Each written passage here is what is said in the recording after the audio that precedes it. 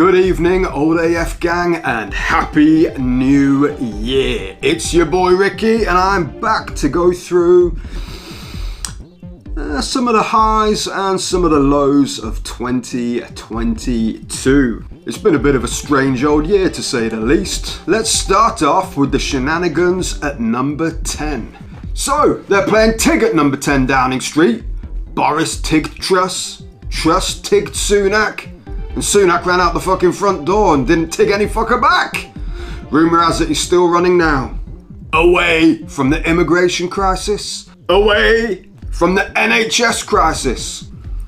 Away from the inflation crisis. But that's okay. This takes the spotlight off the taxpayers having to pay $7 million a day to house illegal immigrants in swanky hotels. Genius.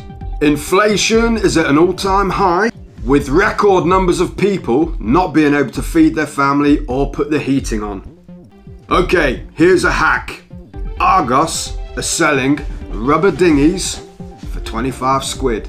Go and buy one, inflate it. If you're struggling to feed your family, take it to Dover, sit in it on the shore, and within 24 hours, you will have a nice warm hotel with 3 square meals a day.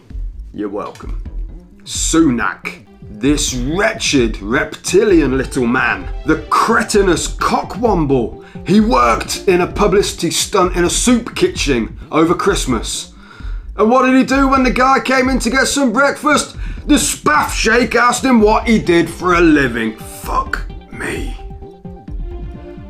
This dude is so out of touch with the people. He's never seen struggle, hard times, and dare I say, a day's graft in his life.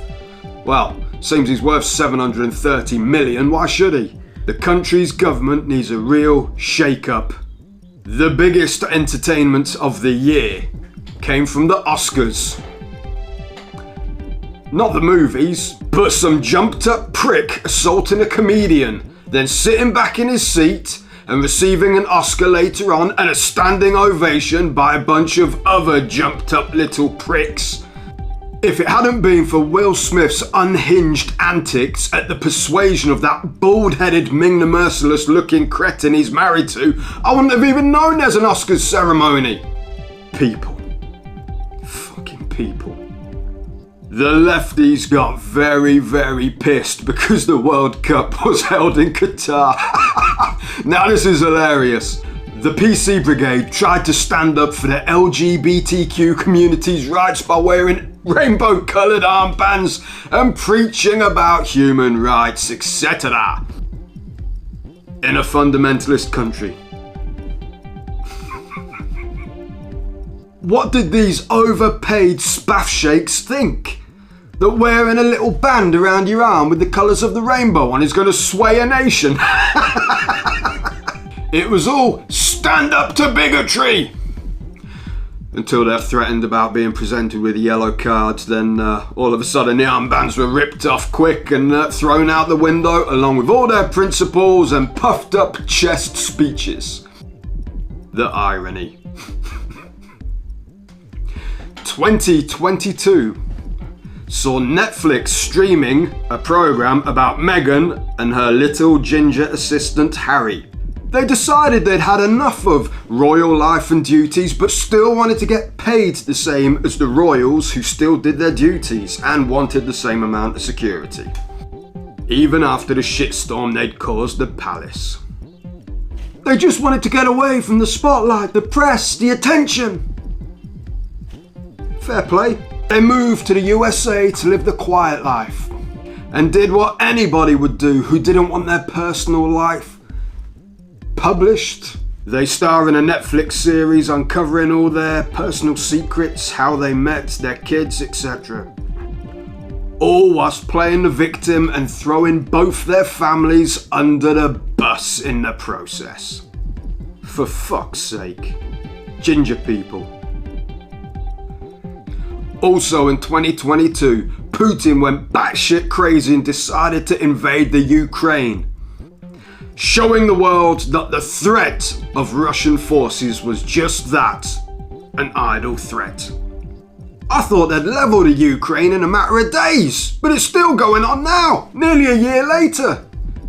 There was Russian anti-war protesters in Moscow, but they're removed. Probably taken round the back of the Kremlin and shot in the fucking head, but hey, it's the thought that counts, isn't it? Stay strong, Ukraine, and keep pushing the Ruskies back. The Queen celebrated her Platinum Jubilee in 2022, uniting the folks of the country with a much-needed shot in the arm of patriotism, unification, and street parties. Unfortunately, Her Majesty popped her clogs 3 months later, paving the way for Big Ears to become king. Probably for the best that she croaked it before Meghan and her little ginger assistant Harry released that shit on Netflix. Which, let's face it, it's completely backfired on them and made them public hate figures. Speaking of the Queen dying, it's like my old mate Philip Schofield always says, you chat shit, you get bummed. Now this pair of cockwombles, Philip Schofield and Holly Willoughby, they thought they were a bit better than the rest of the public and they didn't want to stand in line to see the Queen lying in state. They were too important to queue with the rest of us peasants and celebrities like David Beckham, Sharon Osbourne and David Blunt. No, these lowlifes wouldn't even put their hands up, apologise and say they're sorry, but instead claimed they were there on official reporting duties. Now quite clearly you can see they weren't. In fact, very much the opposite, as they walked past thousands of people queuing. They even tried to put out some sort of shambolic explanation, saying that they would never jump the queue and it was all a misunderstanding and that they did it for the people who couldn't see the Queen lying in state. Okay, so where's the footage? The shaky cam after looked like it had been done on a mobile phone as a fucking afterthought. Instead of just being made some amusing memes, they started attacking folks and got their solicitors involved, and they even attacked Domino Pizzas, who tweeted, "We're sorry people, but your pizzas may be late tonight. Holly and Phil have just placed an order with us." Well played, Domino's, well played. But the fact that they're fighting back against everyone, playing the victim, saying that they didn't jump the queue, we'd never jump the queue, made it all the more amusing for the backlash that ensued. I fucking despair of some people. One of the most light-hearted stories for me of 2022 was the Johnny Depp Amber Heard defamation case. Now, before you jump on at me, hey Ricky, how is that light-hearted? Just hear me out. The moment Johnny Depp said he just went back to his house after a bust up to get some clothes, and then he realised she dropped her guts on his bed. That made me fucking piss. I saw her fake tears in court. I couldn't tell if she was just a shit actress or a shitting actress. Who knows? Seriously, what is wrong with these Hollywood people? I mean, what's Amber Heard's morning routine? Wake up, have breakfast, take a shit, get out of bed, get showered. Who fucking knows? She'll forever be known as Amber Turd to me now. Well, I'm hoping I never have to see the filthy bitch again. I'm assuming she's been blacklisted by most her peers, but hey, you never know your luck whilst taking a shit. But seriously though, you can say what you want about Amber Heard, but she was the only one who gave a shit in that relationship. We also learnt this year that the Eurovision Song Contest will be hosted in the UK in 2023, in a city where the River Mersey runs through it. Probably because if it walked through it, it would get mugged. But yes, we are talking about Liverpool and the lovely coconuts who live there. Sorry, I mean the lovely people who live there.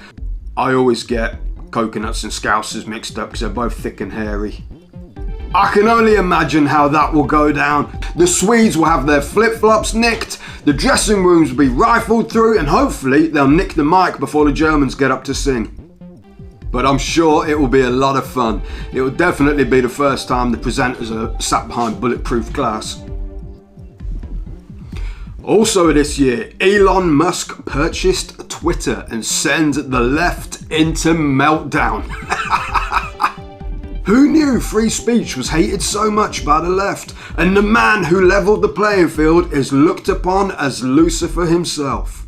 My favourite tweet was from Elisa Milano, who is an actress and political activist, who was so outraged about Elon Musk restoring accounts that had been blocked, like Donald Trump, Andrew Tate, that she went forward and tweeted this. I'm not sure how advertisers can buy space on Twitter. Publicly traded companies' products being pushed in alignment with hate and white supremacy doesn't seem like a winning business model.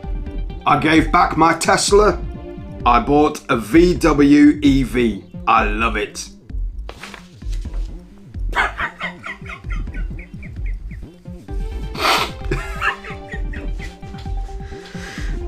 Where the hell do I start with this? She hates Elon Musk and white supremacy so much that she fucked off her Tesla for a Volkswagen. See, now this is the problem with the far left and anybody who doesn't agree with their point of view. They just don't know anything about anything other than what's going on inside their own little bubble. Volkswagen was founded in the 1930s in Germany by, yep, you guessed it, the Nazis and Mr. A. Hitler himself. The irony is incredible. Fucking people. 2022 saw not just Chris Rock being slapped by Will Smith, but there was more rumblings from Hollywood. Who said there was no justice in woke Hollywood? In a time where once powerhouses like Disney were losing money like cupping water in their hands and their shares are the lowest they've ever been, Netflix is trying to make the world feel sorry for an overprivileged, spiteful, manipulating fucking liar and her little ginger assistant Harry. A time where Amazon paid billions for the privilege to continue on Tolkien's legacy, only to flush it all down the toilet for the sake of inclusion. And do any of them even learn? No, they fucking don't. Even being taken to school this year by a certain movie, the woke, agenda-pushing, inclusive, ideology-fueled wheel does not seem to be slowing down. And what movie was this? Of course, Top Gun Maverick. A movie that has made 1.5 billion already. And why? Because it is a macho, patriotic, adrenaline-fueled movie. It's based on story and not agenda politics and inclusivity or whatever the hell the woke do and then build the little story around the ticked boxes. It's faithful to the original and it's triggered the woke brigade by not trying to preach and push toxic masculinity down our throats. It's not trying to make you feel bad for being a white straight male. Basically, it's everything Hollywood isn't these days. But most of all, it's great to see Tom Cruise spit in Mickey Mouse's fucking face in such a fashionable way. Will the woke Hollywood follow suit? Like fuck they will. Right, let's wrap this up on a positive note because it has been a gloomy 2022. Yes, 2022 saw the Lionesses winning the Euros. It's about time we got somewhere with football. The blokes had to hold the ladies' pints whilst they showed them how it was done. And they did it with integrity, even after the BBC called them a bunch of racists because their team was too white. People. Fucking people.